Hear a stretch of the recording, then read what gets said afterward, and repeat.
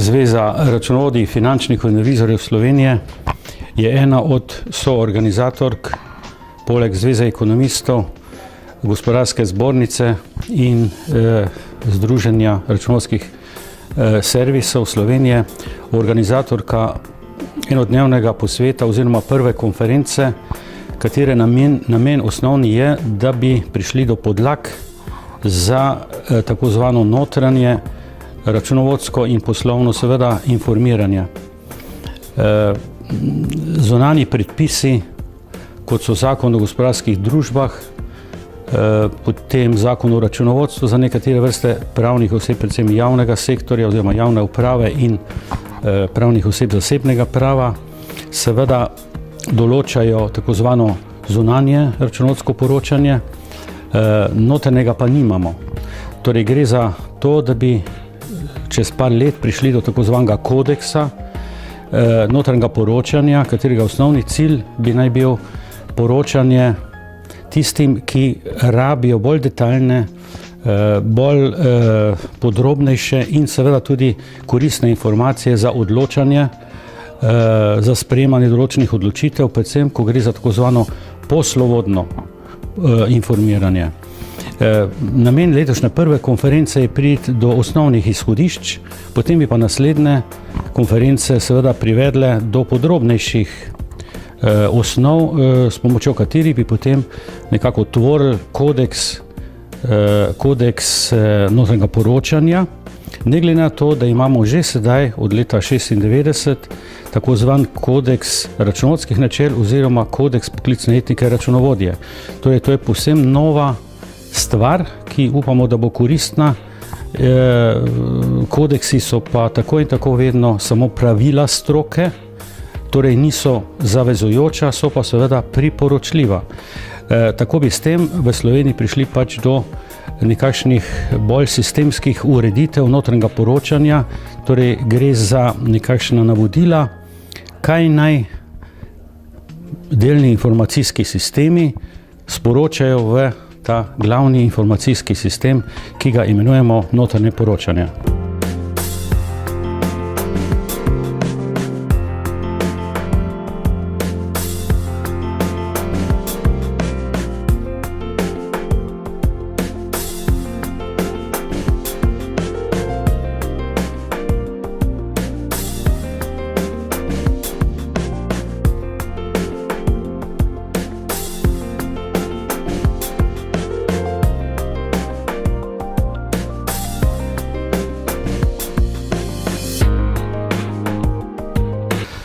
Torej, obe dve naši zvezi imata nekaj skupnega.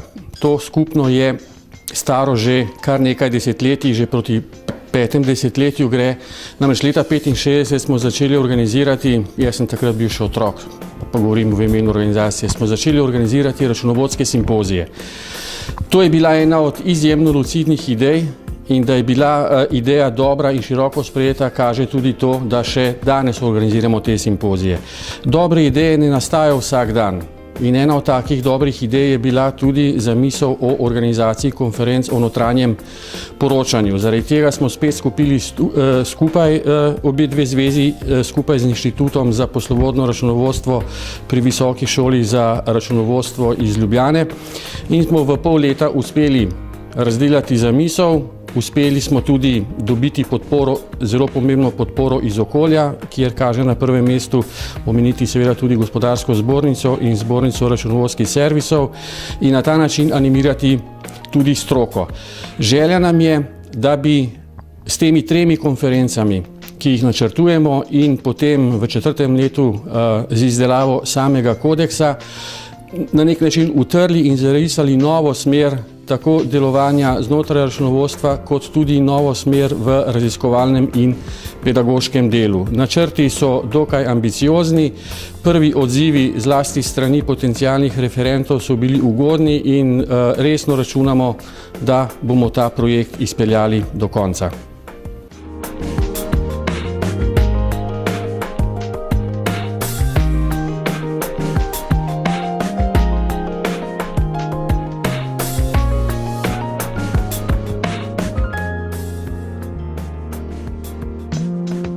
Gospod Bergant, je v uvodu k današnji konferenci izrazil misel, da so se tega projekta lotili zato, ker verjamejo, da je to lahko v dobro podjetij in države.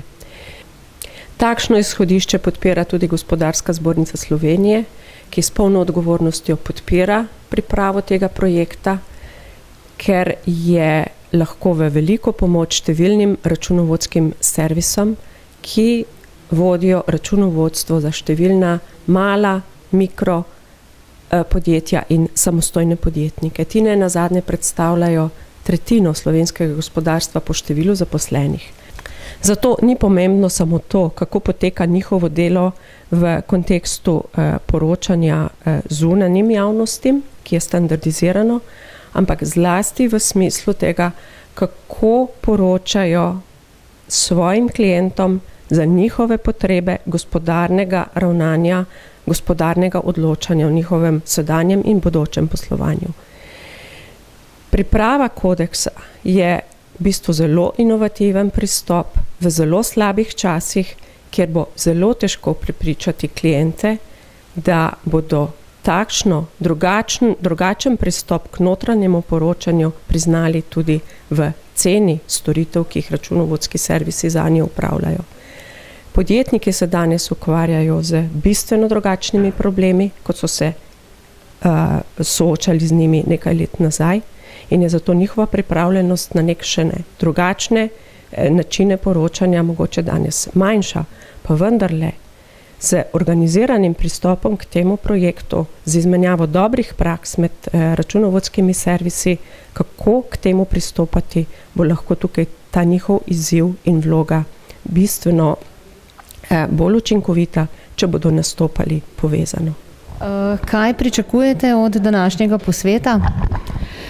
Ja, takole v tej gospodarski in finančni krizi, kjer se nahajamo, računovodski servisi in naši naročniki, je še kako pomembno, da imajo podjetniki pravočasne in ažurne informacije, kar pomeni notranje poročanje in ne zgolj zunanje, kot smo bili večinoma do zdaj vajeni, predvsem v servisih.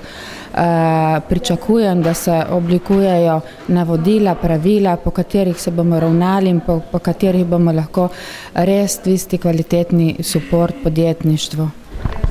Od notranjega poročanja bodo imeli veliko koristi predvsem podjetja, njihovi poslovodni organi, zaposleni. Točno tako, pravočasne informacije so zdaj toliko pomembne, kot je denar na transakcijskem računu, in v to smer gremo.